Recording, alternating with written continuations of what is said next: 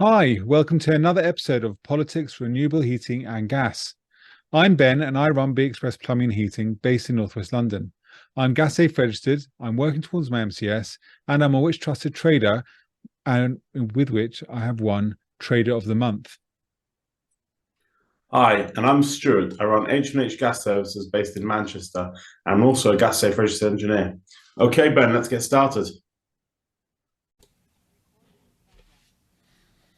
Welcome to episode 2. I just want to say thank you before we start to all of our listeners, all 42 of our listeners, for our first episode. A lot of you came from the United Kingdom, a couple from the United States. But in particular, I'd like to shout out to the one person that listened to us in Portugal and the other one who listened to us from Chile. Thank you so much for making this an international podcast. Well done, guys. And hopefully we can grow this to even more countries. Okay, so oh no. I came across Which's best boiler list. Did you see it, Ben? Because I didn't agree with it. Yeah, I saw that. I'm not so keen on their list either. Should we go through that? Yeah, I think we certainly should. Okay, so there were two lists that Which brought out. One was their Best Buy boiler list. That just says, okay, we've spoken to thousands of different people, and this is where our customers say that they have the best boilers. Then there's a second list which goes around where they came to us, me as a Which Trusted Trader, and they said, what boilers do you think are the best? And that created a very, very different list, which I'm really happy about. But my top boiler that I install is very, very low on the list.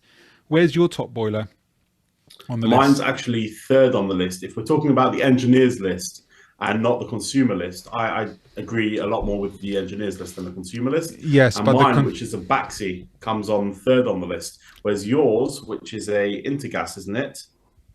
yes, Fifth or sixth from the bottom. yeah, of about 10. But from customers' point of view, you're 6. Baxi is 6 on the list. What's interesting is that the Best Buy, according to Worcester Bosch, according to Which is Worcester Bosch, and the second one is Vaillant. But on the engineers, Vaillant is top, and Worcester Bosch is 8th. There must be more than 10 on here, but must be 8th down. So it just shows how much Worcester Bosch is hated by most engineers. Yes, I don't think engineers like Worcester Bosch very much. But apparently it's the most installed because 84% of the respondents said that Worcester Bosch was a fantastic boiler and 81% said Vaillant. But on Vaillant, on the engineers list, Vaillant said 176 said that was the best.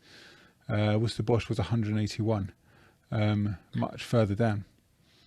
Do you think that's more to do with the price of a Vaillant compared to a Worcester? People going for a cheaper brand, possibly.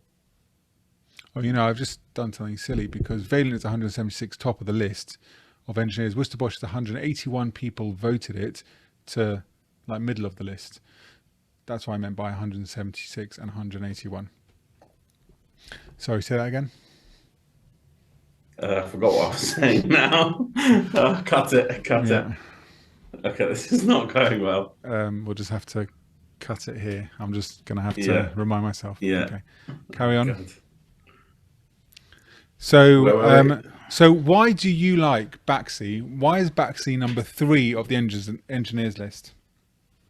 For me, it's about the customer service, the aftercare, the Baxi warranty team. You can get an engineer out very quickly for a warranty repair. As long as the boiler has been serviced every year by a gas safe registered engineer, then the manufacturer will honour the warranty and replace anything free of charge up to however much you've paid for. If it's a 5-year warranty, 7-year warranty, etc., etc. Yeah. So I'm not so keen on Baxi.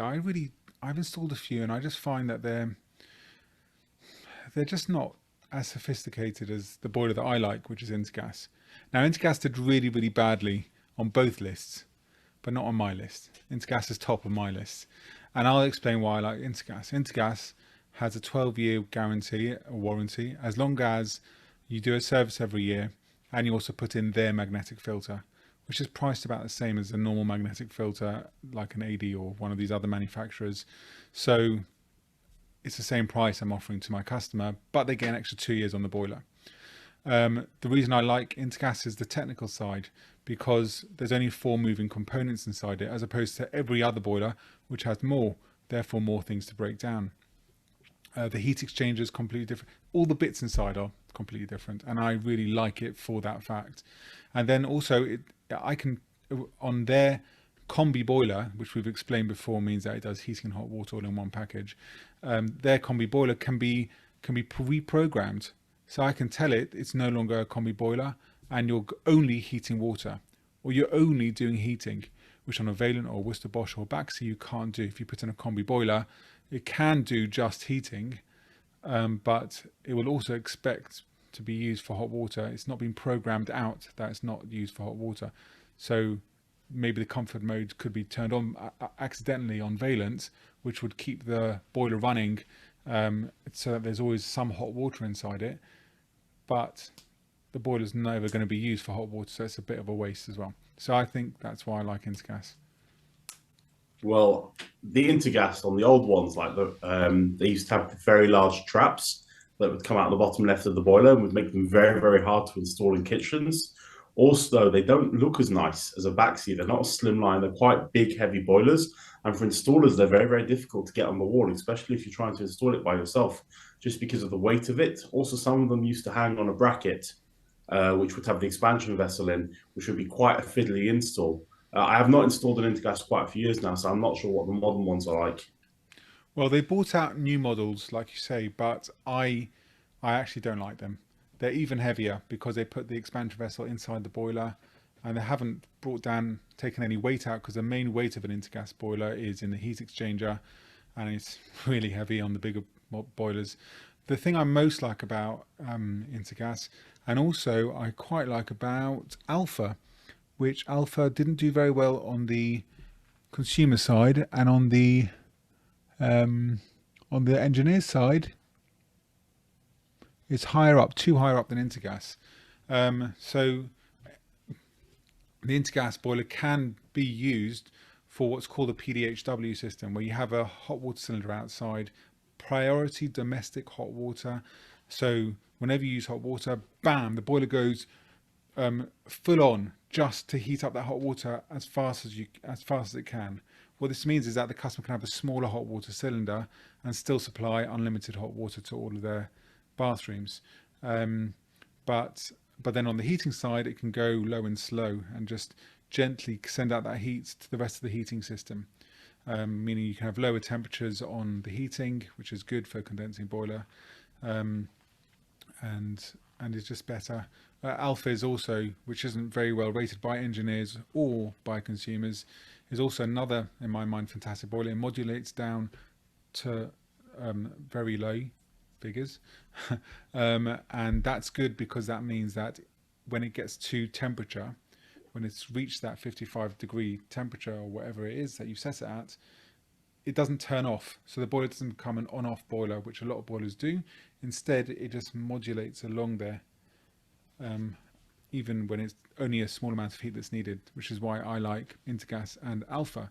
Worcester Bosch can't do that I'm aware of. Vaillant you can do, but you need to buy Vaillant controls for.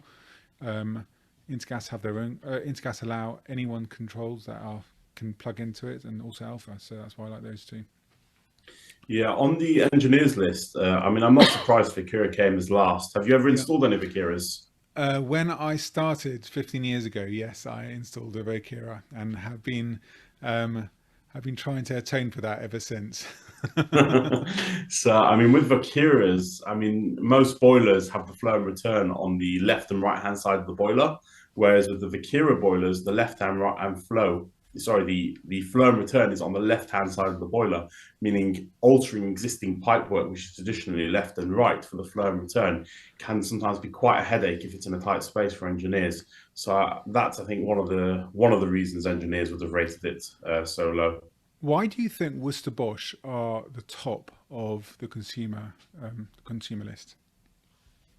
I believe advertising. They're very, very good at advertising and getting their name out there to consumers who may not be as well aware of what components are inside the boiler and how other components perform as compared to other boilers as engineers would be. Yes, because we work in them and we know that of all the sharp edges.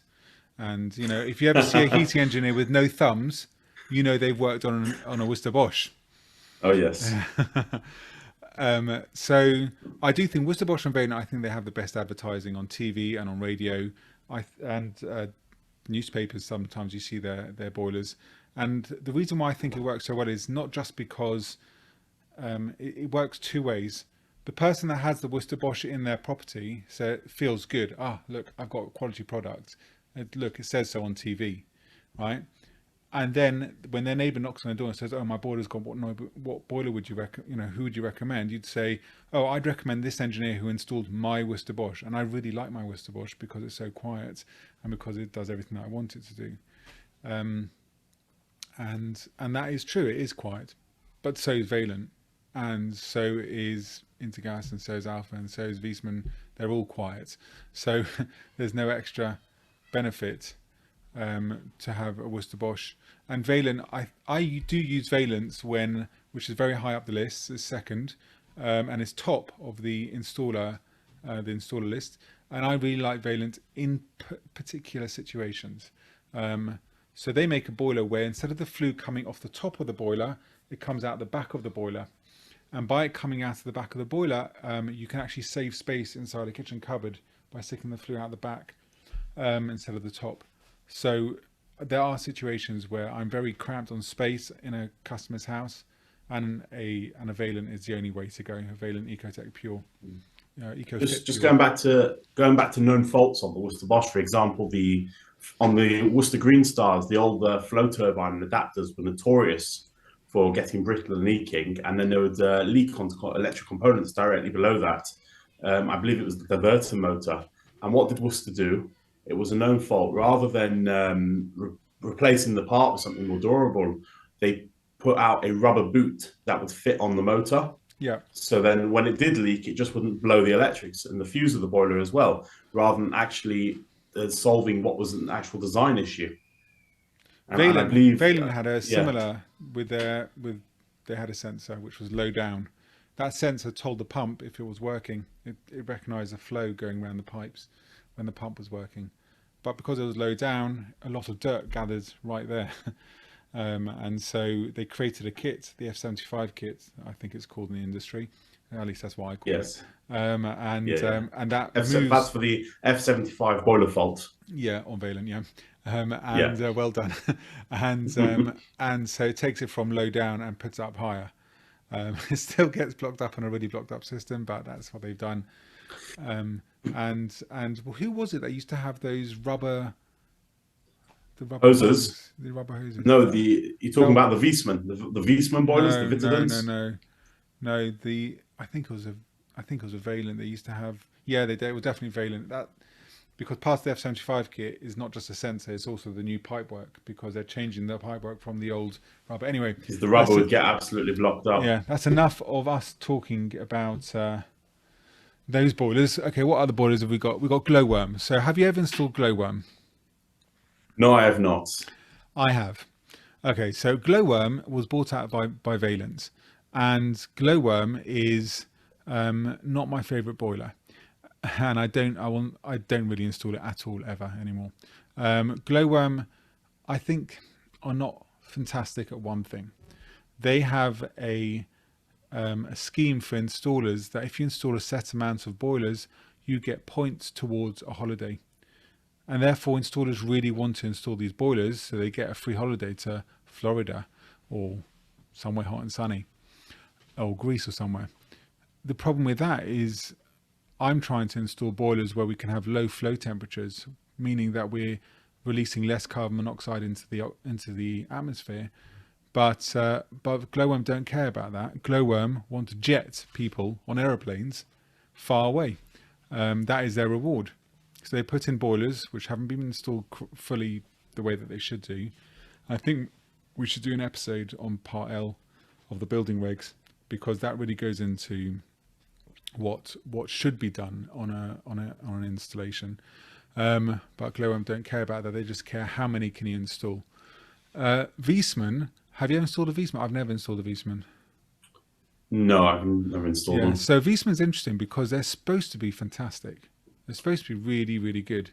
And I know outstanding engineers that think Viessmann is the best, and they'll only install Viessmann. I've never really done the training on it, and so I don't like installing boilers that I've not done training on. Viessmann on the consumer list is the third one down, under Vaillant, which is under Worcester Bosch. Viessmann on the installers list is about ninth one down, just above Worcester Bosch. And it's funny because on the list it goes Vaillant, ATAG. ATAG's supposed to be a great boiler. I've never really installed them. Baxi, which I wouldn't install. Glowworm, I wouldn't install. Ideal, I wouldn't install. Main, I wouldn't install. Poston, I wouldn't install. Can I just ask, why wouldn't you install an Ideal? I like Ideal. I've installed quite a few. Yeah, so Ideal I would install for a landlord who specifically requests it. Would you class them as budget boilers? Yeah, I would. Yeah. A landlord who doesn't, want the most energy efficient boiler, that would cost too much with the extra controls that I would need to install. So they just put in an Ideal combi boiler and want the job done quickly. Yeah, let's not talk about that. Can I ask, as I know you're a big fan of Intergas, what is their customer service like? Can you get a next day engineer out for a warranty repair? Yeah, I don't install Intergas because of their fantastic service, after sales service. I put in Intergas because it's a great boiler. Now, if it breaks down, you will be able to get engineers out, but I don't know how fast it would be. It might be, especially in the winter when all these companies are overloaded, it might be a few days, which is not fantastic. But, I think even Vaillant or Worcester Bosch or Baxi would have problems sending somebody out in the middle of the winter. I really get it because there's, if I get into trouble, I don't call Intergas. I call Richard Burrows of Mid Wales Plumbing and Heating, who's shockingly based in Wales, and he has this wealth of knowledge. He's the person I go to whenever I get stuck, not just on Intergas but on controls that obviously I've bought all the products from him, and this is the service that. So actually, I may actually be paying a bit more for materials, but I know I've got this fantastic service afterwards from him, who will help me out. I installed a boiler where the boiler wasn't working the way it should, an Intergas boiler from him, and he helped me work out that the PCB of this new boiler had failed.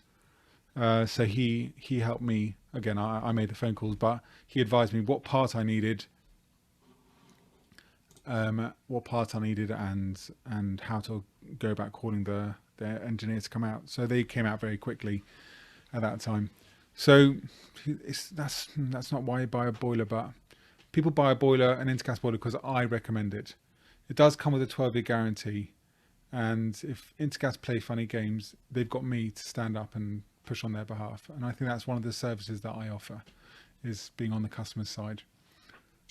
Yeah, can we just say that all boiler warranties and guarantees are subject to it being serviced every year by a gas safe engineer? Just like if you were to buy a new car from Hyundai or Kia and they would give you a 7 or 5 year warranty, that again would be subject to the car being serviced every year and getting a stamp in the service book. And boilers also have service books that come with the boiler and need to be filled in by the engineer every year. One thing we need to add there, though, I've just thought, is just like on a car, you do not need to go to a car service place to get the car serviced, and you can go to another garage and get it done cheaper there and still get the stamp. On boilers, it's exactly the same. The boiler manufacturers will want to try and get the service away from the engineers, and that's because that's the bread and butter of most heating engineers. But really, you can go to anyone you want, whether it's the engineer that installed it or the engineer that you choose to service it. Hopefully me in Northwest London and Stuart in Manchester. Yeah. as long as they are on the gas safe register. Yeah. Just briefly touching on the gas safe register, a lot of confusion I might get, and I got it from a few customers this week as well. They ask, "Are you Corgi registered?" Corgi does no longer regulates the gas industry. It's now the gas safe register that does it, and they've been doing it for quite a few years now. I haven't got the exact figures to mind. So if you are getting anyone in your house to do any gas works or, boiler works or anything like that, any gas appliance, they do have to be gas safe registered, and they will have a card from the gas safe register, which they should show you anyways when they come into the property. But if you are getting any plumber in who says, "Oh, I'll just fix your boiler wherever it is or work on the gas appliance for you," make sure you ask to see their gas safe card. Yeah, that's great advice. I think in September is Gas Safe Week. And I think we need to be doing something on that around then. I think that'd be a good idea. Okay, I think that's it for this week. Okay. Bye. Bye-bye.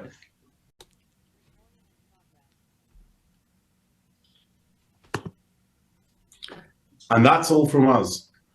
Join us next week for another discussion about politics, renewable heating and gas. Don't forget to subscribe and share. And if you're on YouTube, don't forget to hit the like button.